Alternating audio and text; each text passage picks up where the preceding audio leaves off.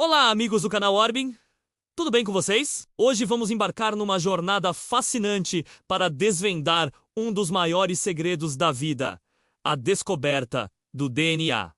Preparem-se, porque essa história é cheia de reviravoltas, cientistas brilhantes e uma competição acirrada pelo prêmio mais cobiçado da ciência. Tudo começa muito antes do que a gente imagina. Lá no século XIX, um jovem médico suíço chamado Friedrich Miescher estava estudando células brancas do sangue, aquelas que defendem nosso corpo. Em 1869, enquanto analisava o pus de bandagens cirúrgicas, sim, é um pouco nojento, mas a ciência é assim. Ele isolou uma substância misteriosa dentro do núcleo das células. Era algo diferente de tudo que já tinham visto, rico em fósforo e com propriedades ácidas.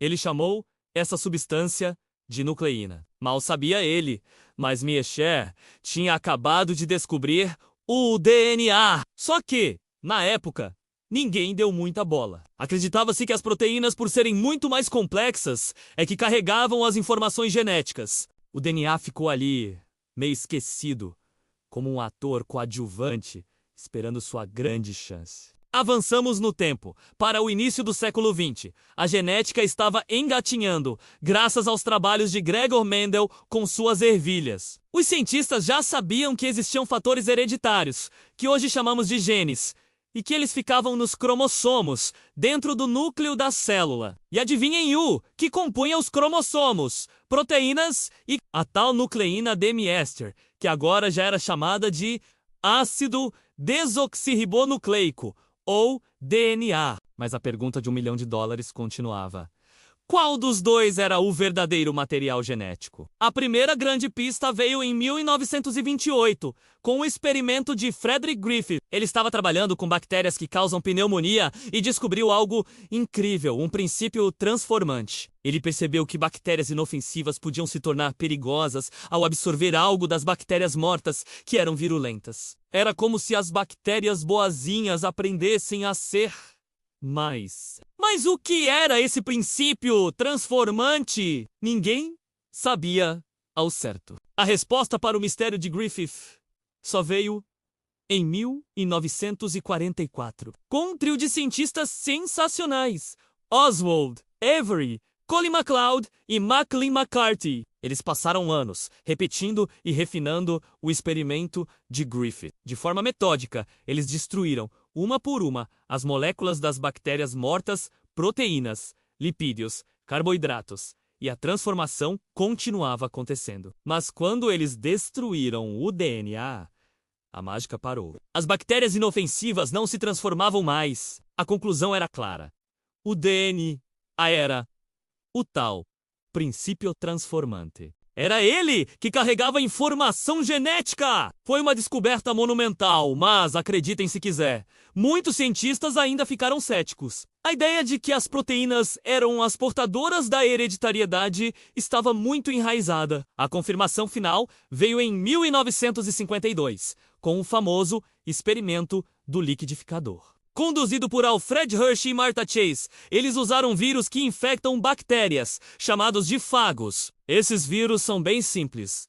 Uma capa de proteína e DNA por dentro. Hershey e Chase marcaram a proteína com um isótopo radioativo e o DNA com outro. Depois, deixaram os vírus infectarem as bactérias e, em seguida, usaram um liquidificador para separar os vírus das bactérias. Resultado? A radioatividade da proteína ficou do lado de fora, enquanto a radioatividade do DNA estava dentro das bactérias. Isso provou, sem sombra de dúvida, que é o DNA, e não a proteína, que entra na célula e comanda a produção de novos vírus. O caso estava encerrado. O DNA era, oficialmente, a molécula da vida. Agora que sabiam o que, a corrida era para descobrir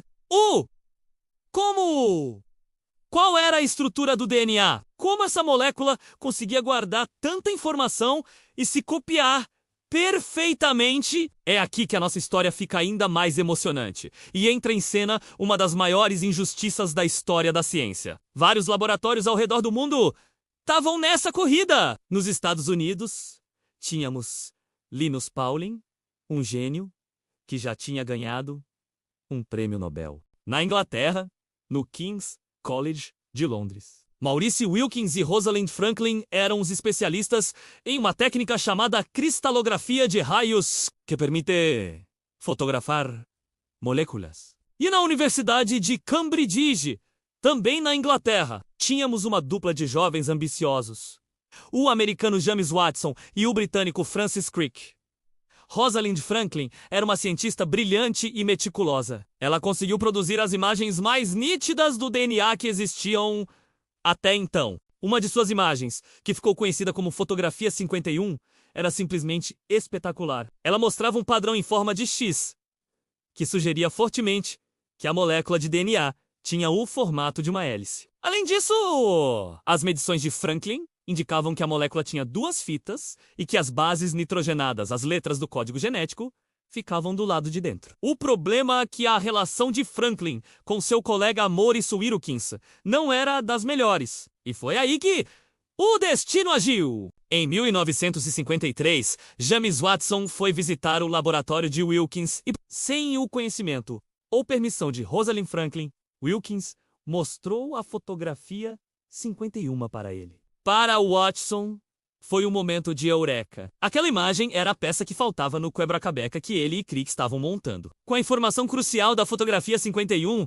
mais outros dados de Franklin que eles obtiveram por um relatório, Watson e Crick voltaram correndo para Cambridge. Eles começaram a construir modelos físicos, com peças de metal e arame, tentando encaixar tudo. Eles já sabiam, por outros estudos, que as 4 bases do DNA, adenina, timina, citosina e guanina, menos apareciam em pares. A quantidade de A era sempre igual a de T, e a de C era sempre igual a de G, juntando todas as peças, a forma de hélice, as 2 fitas, as bases para dentro e o pareamento específico.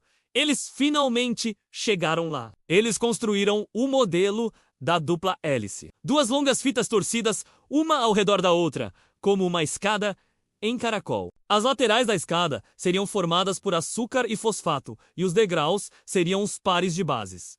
A sempre ligado a T e C sempre ligado a G.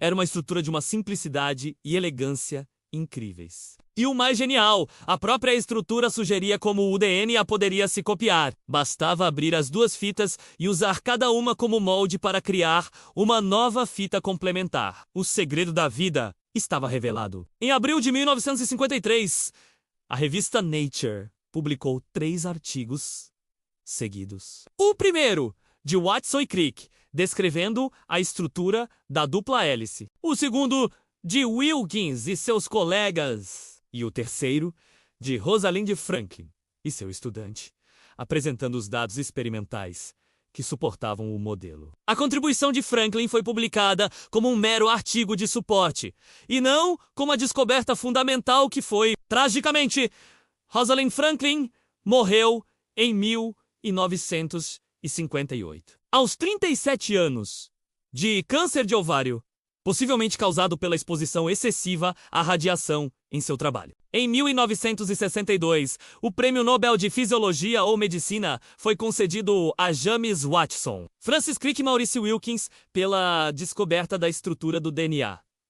Como o Prêmio Nobel não é concedido postumamente, Rosalind Franklin nunca recebeu o reconhecimento que merecia em vida. Hoje, a comunidade científica reconhece amplamente que sua contribuição foi absolutamente essencial para essa quebra de paradigma. Sem a fotografia 51, Watson e Crick poderiam ter levado muito mais tempo, ou talvez nem tivessem chegado à solução. E assim, a história da descoberta do DNA nos ensina não só sobre a beleza e a complexidade da biologia, mas também sobre a natureza humana na ciência. A colaboração, a competição, a genialidade e, infelizmente, às vezes a injustiça. Essa descoberta abriu as portas para tudo pau que conhecemos hoje sobre genética, enrenária genética, testes de paternidade, medicina forense e o tratamento de inúmeras doenças. Tudo começou com um cientista curioso, olhando pus em bandagens, e terminou com a revelação da escada em espiral, que escreve a história de todos. Se esse vídeo foi legal para você, já deixa o like e se inscreve aqui no canal Orbin e compartilha com alguém que também precisa conhecer essa história. Nos vemos no próximo vídeo.